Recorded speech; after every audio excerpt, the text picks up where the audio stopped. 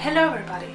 In today's video I'm gonna explain to you what this dust ruffle I already mentioned in the title is and how to make one, obviously. So a dust ruffle is something that you button, or usually you buttoned it onto a train of a dress or any other dress that touches the floor, so you don't ruin the dress itself when you wear it out, but instead all the dust and dirt and everything that's on the floor collects in the ruffle and not in the dress itself, because the dress itself was usually very expensive, so you don't want to have stains on it or anything. So I came across this when I saw one of Balayeuse video, and I will link the video down below, where she showed those ruffles on the inside of the dress. So when I started my opera gown, I knew that I need a dust ruffle, because when I go out and make a photo shooting or something, I don't want my dress I work so hard on getting dirty. So I'm gonna show you how I made mine, and I'm gonna show you how it works. The pattern I used was the very same as the one on the actual dress, and since it's meant to just cover the train, I just cut the 3 back pieces and the center back on fold. When I pinned it down, I marked the height of the pieces, again just a part of the actual train, so about 40 centimeters in the center back, and then it gets narrower, reaching the side seam.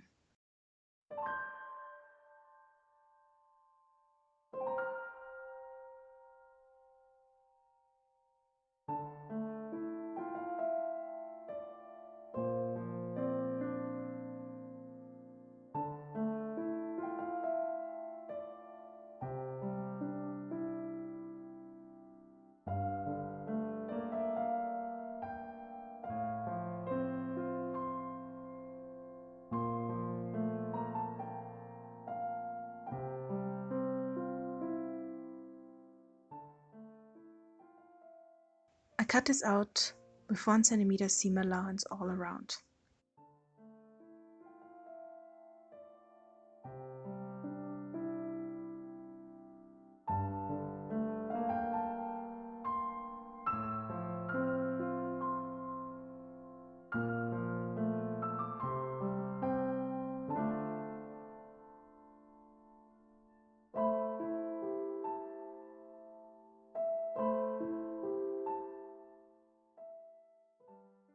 Then I joined the seams together just like I did on the main dress.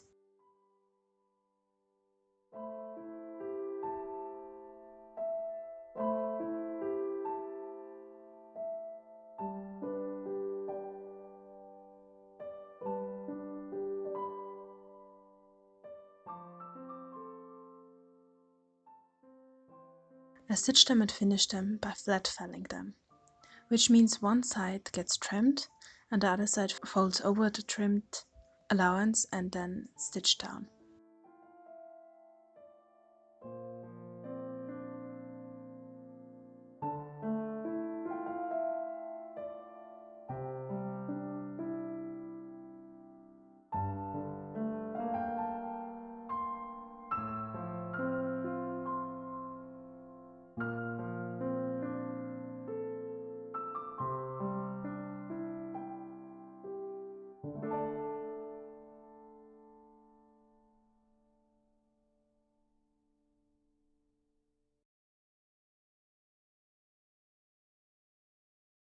After that I moved on to the ruffles.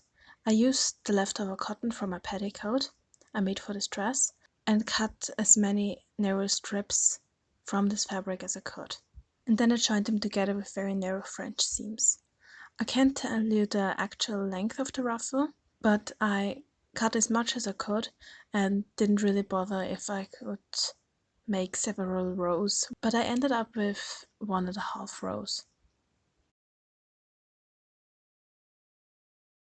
I finished the hem of the base next by turning it over once, then trimming it close to the stitching line, folding it over and stitching it again.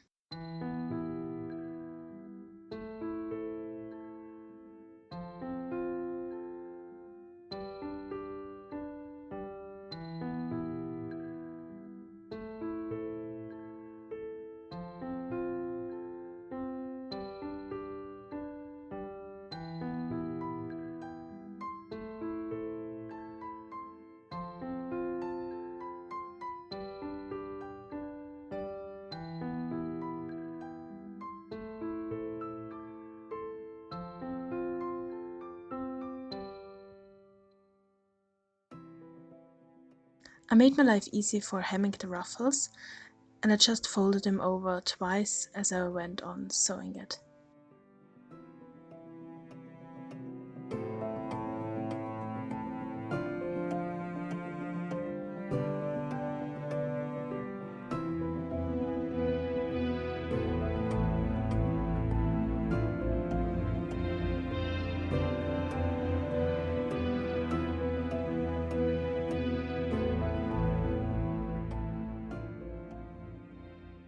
Then it was time for ruffling.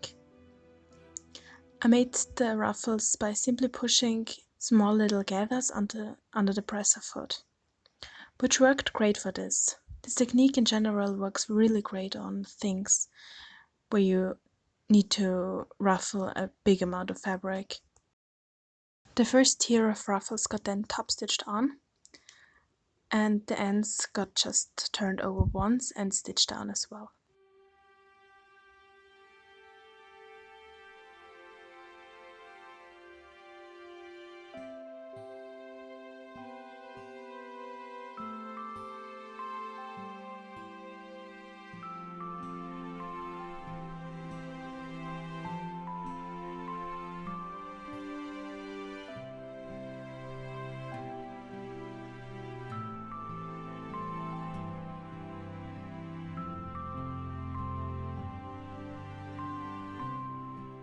As I said, for the second row I couldn't do a full length of ruffles, so I just placed them in the middle, and the sides basically just had one tier, but that was fine for me.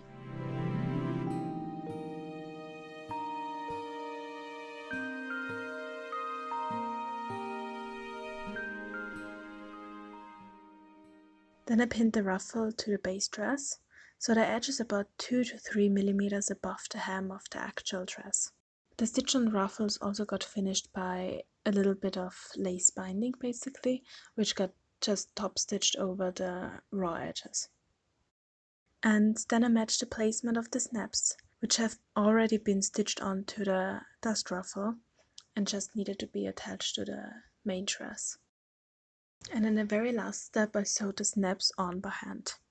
Historically there would be buttons used for this, since they were much more secure than the snaps are, but I really couldn't bring myself to make those tiny buttonholes for this, since I usually do my buttonholes. So I decided to use the snaps, which are not historically accurate, but they are much quicker to sew on.